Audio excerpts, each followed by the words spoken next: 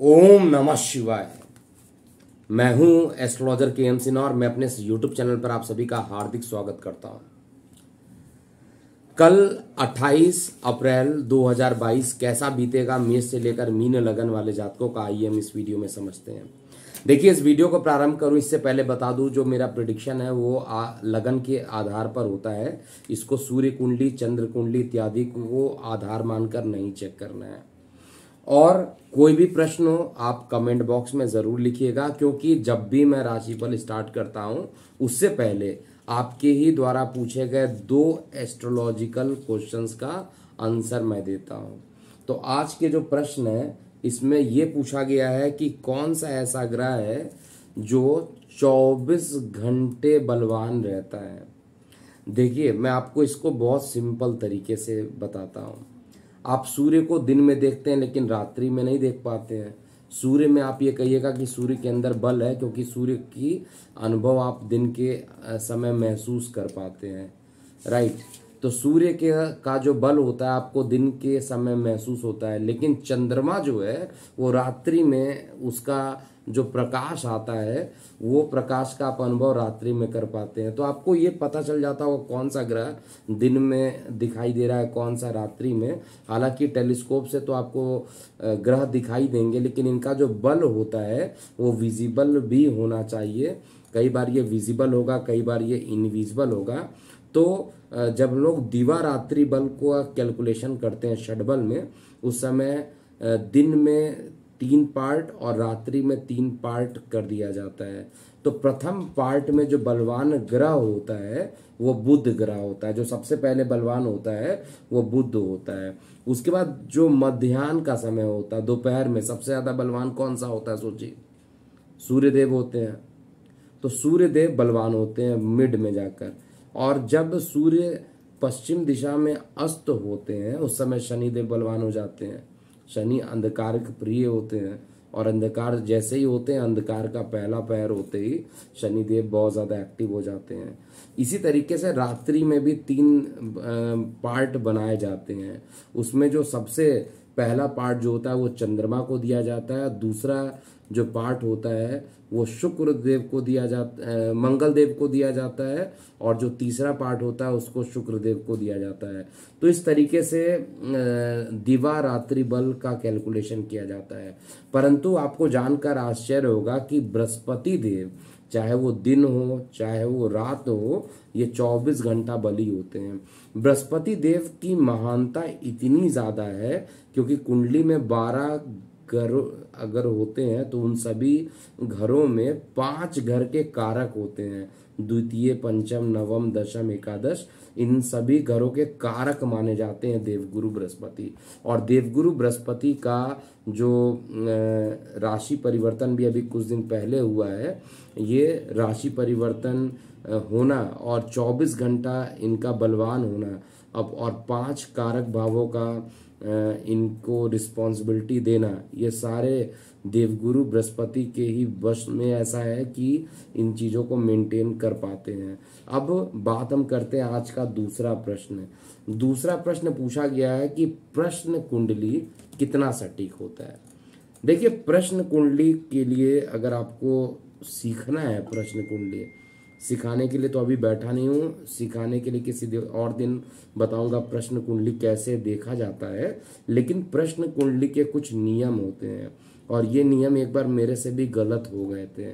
और याद होगा आपको, इंडिया और न्यूजीलैंड का सेमीफाइनल मैच था, और उस समय एक बार मैंने प्रेडिक्शन कर दिया था प्रश्न कुंडली से, और उसके बाद दूसरी बार पुनः प्रश्न कुंडली यूज कर दिया था।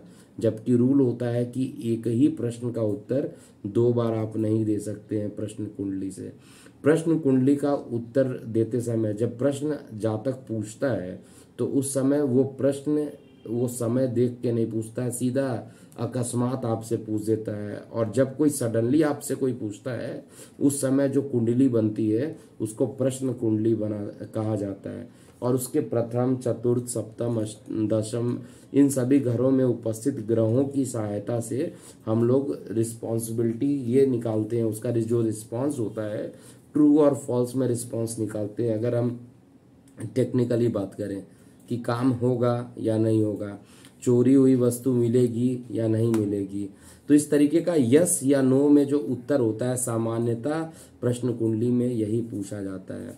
तो आप लोगों ने भी पूछा सेमीफाइनल में कौन जीतेगा, वो बताया गया था, लेकिन उसके बाद बारिश हो गई थी मुझे याद है, और उसके बाद वो प्रिडिक्शन गलत हो गई, क्योंकि उसका जब मैंने रिसर्च किया तो मेरे ख्याल से मैं भी खुद जब भारत की बात हो और सेमीफाइनल का मैच हो या फाइनल का मैच हो तो थोड़ा सा उत्साह में ज़्यादा था और उत्साह में ही गलती कर बैठा था वहाँ पे। बाद में आप लोगों से क्षमा भी मांगा था। फिलहाल हम बात करते हैं प्रश्न कुंडली हो गया और कौन से ग्रह 24 घंटे बलवान होते हैं। कल का पंचांग हम देख लेते हैं। देखिए 28 अप्रैल 2022 का जो पंचांग है, कृष्ण पक्ष त्रयोदशी रहेगी 12:26 तक, और वो भी 29 अप्रैल तक रहेगा, अर्थात कल का दिन भी कृष्ण पक्ष त्रयोदशी रहने वाला है। चंद्रमा उत्तर भाद्रपद नक्षत्र में रहेंगे, शनि के नक्षत्र में, और उसके बाद रेवती नक्षत्र में इनका राशि परिवर्तन होगा, जो कि गंडमूल नक्षत्र होता है, बुध का नक्षत्र होता है। चंद्रमा की उपस्थिति मीन राशि में रहेगी। तो मीन राशि में चंद्रमा क्या प्रभाव देंगे, आइए संक्षेप में समझते हैं। देखिए इस वीडियो में क्योंकि दैनिक राशिफल है तो कस्टमाइज राशिफल, तो मेरा यही प्रयास है कि आपके ऊपर ट्रांजिट का और आपके गोचर का दोनों को मिलाकर जो प्रभाव होता है उसको हम लोग कस्टमाइज राशिफल में प्रस्तुत कर देते हैं। लेकिन अगर आपको संक्षेप में केवल अपने बारे में जानना, आपका स्वास्थ्य कैसा होगा, आपकी आर्थिक स्थिति क्या होगी, प्रेम प्रसंग कैसा रहेगा, जीवन साथी के साथ साथ मिलेगा या नहीं मिलेगा, धन की क्या स्थिति होगी, कार्य व्यवसाय, धार्मिक यात्राएं, ये सभी चीजें हम लोग शॉर्टकट में इंक्लूड कर लेते हैं। साथ में कोई उपाय होता है तो उस उपाय को भी बताया जाता है। मेष लगन की बात करते हैं। देखिए कल मेष लगन में चंद्रमा जो रहेंगे सूर्य राहु के साथ उपस्थित रहेंगे और बृहस्पति शुक्र से ये द्वितीय भाव में रहेंगे। सुखेश का लगन में बैठना सुख की प्राप्ति देगा आपको, भूमि वाहन मकान का सुख देगा, साथ में माता से सुख की अनुभूति मिलेगी। इसके अलावा आप जो भी काम कल करेंगे उसके पूर्ण होने की संभावना ज़्यादा रहेगी। शेयर सट्टा लॉटरी में भी लाभ मिलने की संभावना पूरी दिखाई दे रही है। लेकिन स्वास्थ्य के लिए कल का टाइम बिल्कुल भी अच्छा नहीं है। विशेष रूप से आपके जो गुप्त शत्रु हैं वो भी हावी रहेंगे और आपका जो शारीरिक रूप से भी आप ज़्यादा परेशान रहेंगे, क्योंकि देवगुरु बृहस्पति और शुक्र दोनों की युति आपके रोग भाव में हो रही है। तो ये कुल मिलाकर बहुत अच्छा स्वास्थ्य के लिए नहीं समय है। स्वास्थ्य के प्रति बिल्कुल सचेत रहिए। प्रेम प्रसंग बढ़ेंगे लेकिन जीवन साथी के साथ कल सपोर्ट आपको नहीं मिलेगा, किसी बात को लेकर विवाद हो सकता है। कल के दिन को श्रेष्ठ बनाने के लिए दुर्गा सप्तशती का स्रोत करना चाहिए आपको। इसके बाद वृषभ लगन की बात करते हैं। देखिए वृषभ लगन में कल का दिन चंद्रमा जो रहेंगे आपके लगन से पूरे दिन द्वादश में रहेंगे। द्वादश का चंद्रमा सूर्य राहु से पीड़ित रहेंगे, और चंद्रमा का पीड़ित रहना क्योंकि चंद्रमा आपके पराक्रमेश हैं, तो किसी भी काम में डिसीजन लेने की जो क्षमता है वो कल उतनी नहीं देखने को मिलेगी। डिसीजन लेने में किया कोई काम करना है नहीं करना है, यस नो के चक्कर में आप अपना एक बड़ा नुकसान भी कर सकते हैं। शेयर सट्टा लॉटरी में बिल्कुल भी कल निवेश नहीं करना चाहिए, अकस्मात एक बड़ा नुकसान होने की पूरी संभावना दिख रही है। लेकिन कार्य व्यवसाय में आपके कार्यों की सराहना की जाएगी। नौकरी में मान पद और प्रतिष्ठा बढ़ने की पूरी संभावना कल के दिन मैं देख पा रहा हूँ। इसके अलावा जो रोग रहेंगे वो एसिडिटी का अकस्मात बढ़ जाना और मानसिक रूप से परेशानी कल के दिन मैं देख रहा हूँ। इसके अलावा आपका अगर मकान में कोई रिनोवेशन का काम करना है, मकान को सेल करना है या भूमि को सेल करना है, उसके लिए कल का दिन अच्छा रहेगा। व्यवसाय के लिए जो समय रहेगा वो सामान्य से अच्छा है, और धन के संग्रह में किसी प्रकार की कुछ दिक्कतें आ सकती हैं। कल के दिन आपको गणेश जी की आराधना करनी चाहिए। मिथुन लगन की बात किया जाए तो मिथुन लगन में कल के दिन चंद्रमा आपका जो द्वितीयेश होता है, धन का मालिक होता है, वो कर्म स्थान पे जाएगा, और चंद्रमा का कर्म माफ कीजिएगा एकादश स्थान पे जाएंगे, और चंद्रमा का एकादश स्थान पर यानी जो धन का मालिक है वो इनकम में जाएंगे। लेकिन बहुत अच्छा ये योग नहीं बन पाएगा। महाधनी योग सामान्यतः धन का मालिक इनकम में हो, इनकम का मालिक धन में हो, तो सामान्य रूप से एक कहा जाता है कि महाधनी योग का निर्माण हो जाता है। लेकिन यहाँ पर महाधनी योग बन नहीं रहा है क्योंकि चंद्रमा दूषित रहेंगे। एक तरफ तो देखिए सूर्य और दूसरी तरफ राहु और ऊपर से केतु की दृष्टि भी रहेगी और शनि की भी तीसरी दृष्टि चंद्रमा पर रहेगी, तो हर तरीके से चंद्रमा पीड़ित रहेंगे। परिवार में किसी की बात को लेकर वाद विवाद हो सकता है, गले में किसी प्रकार का इन्फेक्शन होना और साथ में आपको धन संबंधित किसी प्रकार की परेशानी उत्पन्न हो सकती है। लेकिन स्किन अगर आपकी सेंसिटिव है तो स्किन सेंसिटिव को छोड़कर बाकी पॉइंट ऑफ व्यू से स्वास्थ्य आपका सामान्य से अच्छा रहेगा। कार्य व्यवसाय में अति उत्तम स्थिति कल के दिन बन रही है और नए व्यापारिक समझौते होने की संभावना दिख रही है। जिन लोगों को प्रमोशन नहीं मिला था नौकरी व्यवसाय में, उनके नौकरी व्यवसाय में प्रमोशन मिलने की संभावना कल के दिन में पूर्ण रूप से देख पा रहा हूँ। और साथ में अकस्मात लंबी दूरी की यात्राएं होंगी, लेकिन ये यात्राएं सफल नहीं हो पाएंगी। जिस काम से आप करना चाहेंगे उसमें कई बार रुकावट आएगा और रुकावट के बाद ही वो काम आपका बन पाएगा। तो कल के दिन को श्रेष्ठ बनाने के लिए आप लोगों को किसी गरीब को अगर आप सेवा कर देते हैं, गरीब लोगों की अगर आप सेवा करते हैं तो आपके लिए काफ़ी अच्छा रहेगा। पक्षियों को 5 टाइप का अनाज मिलाकर खिला दीजिए, इससे भी कल आपका दिन शुभ रहेगा। देखिए कर्क लगन की बात करते हैं। कर्क लगन में कल के दिन चंद्रमा आपके लगन से दशम स्थान पे रहेंगे। सूर्य राहु से पीड़ित जरूर रहेंगे, लेकिन इस समय सूर्य आपका धनेश मालिक होकर उच्च का है और साथ में कर्म स्थान पर बैठा है, तो कुल मिलाकर फाइनेंशियल स्थिति ठीक रहने वाली है। लेकिन कार्य व्यवसाय को लेकर लगातार ट्रैवलिंग के योग भी आपके चार्ट में बन रहे हैं। इसके अलावा विदेशों से लाभान्वित होना, ऑनलाइन ऑफलाइन कोई काम करते हैं तो उसमें भी धन की स्थिति सुदृढ़ होना, यानी कुल मिलाकर फाइनेंशियल स्थिति जो काफ़ी दिनों से खराब थी वो स्थिति अब कुछ ठीक होते हुए दिखाई दे रही है। धार्मिक यात्राओं पर निकलने के योग भी बन रहे हैं और साथ में कहा जाए तो प्रेम प्रसंग भी कल के दिन आपका बढ़ सकता है। लेकिन वाहन चलाते समय सावधानी बरतिए, किसी प्रकार के अकस्मात दुर्घटना होने की संभावना कल के दिन दिखाई दे रही है। माता के स्वास्थ्य के प्रति सचेत जरूर रहिए। कल के दिन को श्रेष्ठ बनाने के लिए आपको सबसे पहला काम तो शिव मंदिर जाइए और वहाँ पर ओम नमः शिवाय का जाप कीजिए और तत्पश्चात जो पक्षियों को 5 टाइप के अनाज खिला दीजिए, जिससे कल का दिन और अच्छा बीते। सिंह लगन की बात करते हैं। देखिए सिंह लगन में चंद्रमा का गोचर आपके लगन से नवम भाव में होने वाला है और नवम भाव में चंद्रमा की उपस्थिति एक तो द्वादश के मालिक होते हैं और नवम भाव में आ रहे हैं, तो यात्राएं यानी दिन भर थकावट महसूस आप करेंगे, क्योंकि ट्रैवलिंग के कारण या किसी भी कारण आपको शरीर में थकावट का एहसास होगा। लेकिन ओवरऑल जो कंडीशन है, अपने क्रोध को थोड़ा सा काबू में रखिए, क्योंकि अगर वार्तालाप करते समय वाणी उग्र हो गई तो आपको काफ़ी परेशानियों का सामना करना पड़ सकता है। हालांकि छोटे भाई बहन इस समय आपके लिए हर तरीके से मदद करेंगे और समाज और मित्र रिश्तेदारों का भी पूर्ण रूप से आपको सहयोग मिलने वाला है। लेकिन किसी पर आंख बंद करके विश्वास कर लेना आपके लिए काफ़ी घातक हो सकता है। विशेष रूप से लीगल मामले में आपको कल के दिन काफ़ी बड़ा नुकसान होने की संभावना दिख रही है। ऑनलाइन फ्रॉड होने की संभावना भी चार्ट में बन के आ रही है। तो सभी सिंह लगन वाले जातकों से रिक्वेस्ट है, कल के दिन आपको लाल रंग के पुष्प जो है माता दुर्गा जी को समर्पित कर देना चाहिए और अगर टाइम मिले तो माँ दुर्गा के 32 नामों का आपको जाप कर लेना चाहिए और ये 32 नाम दुर्गा सप्तशती में आपको मिल जाएंगे। इसके अलावा कन्या लगन की बात करते हैं। देखिए कन्या लगन में कल का दिन बहुत अच्छा नहीं होने वाला है।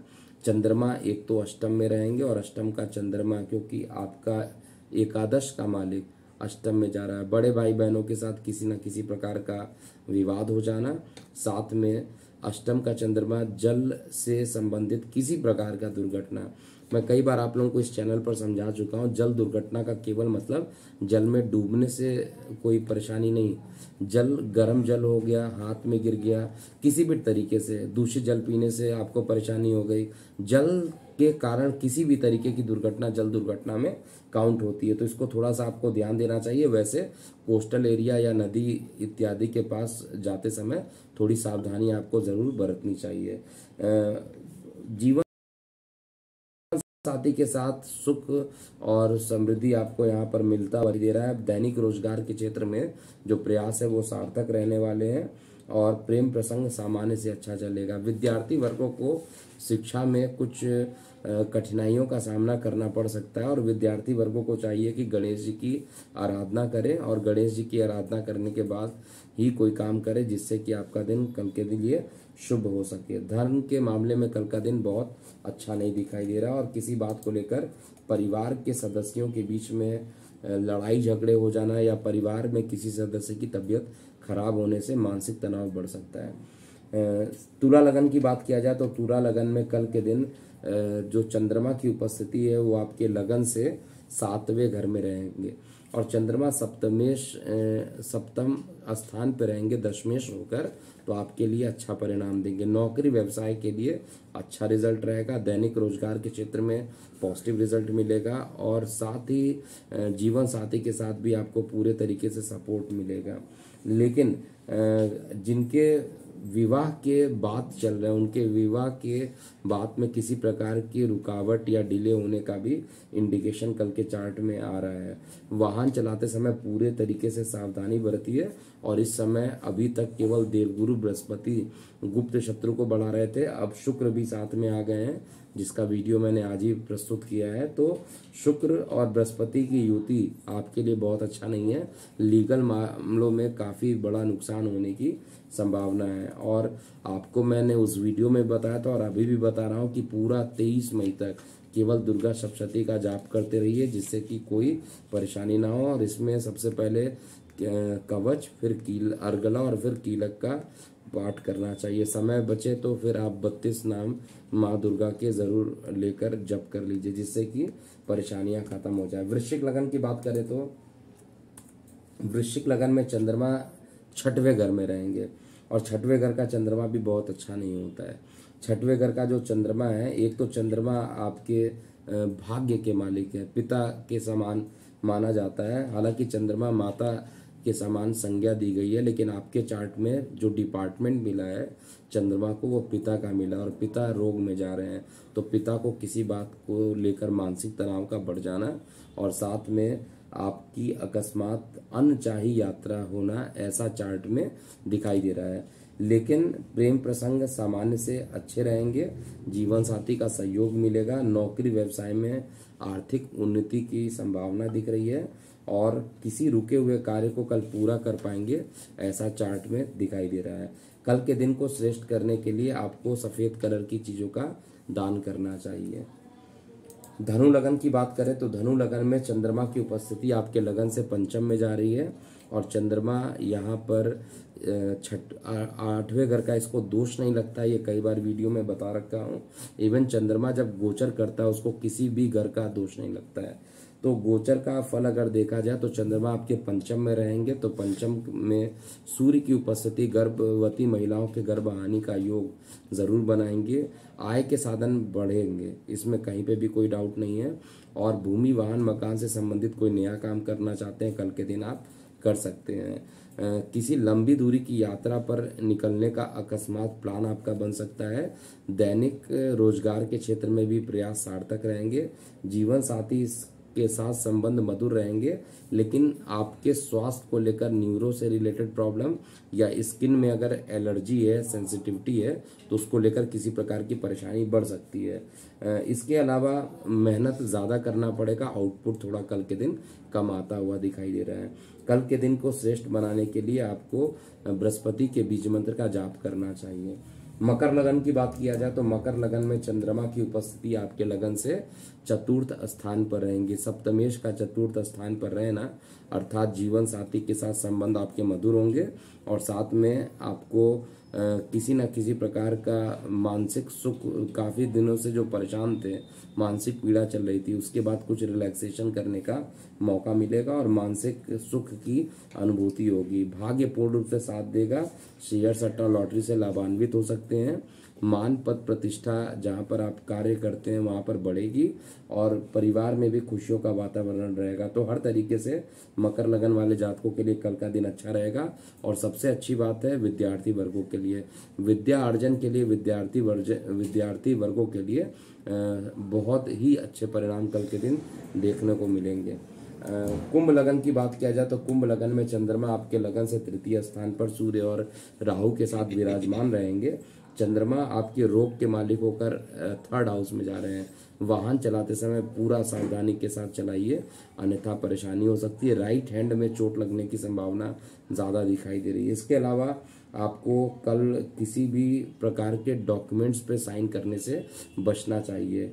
कल कोशिश कीजिए कि अगर आपका जैसे आउटपुट कल जो है कम आता हुआ दिखाई दे रहा है, जिस तरीके से आप मेहनत करेंगे उस तरीके का आउटपुट नहीं आएगा, जिसके कारण मानसिक तनाव रहेगा।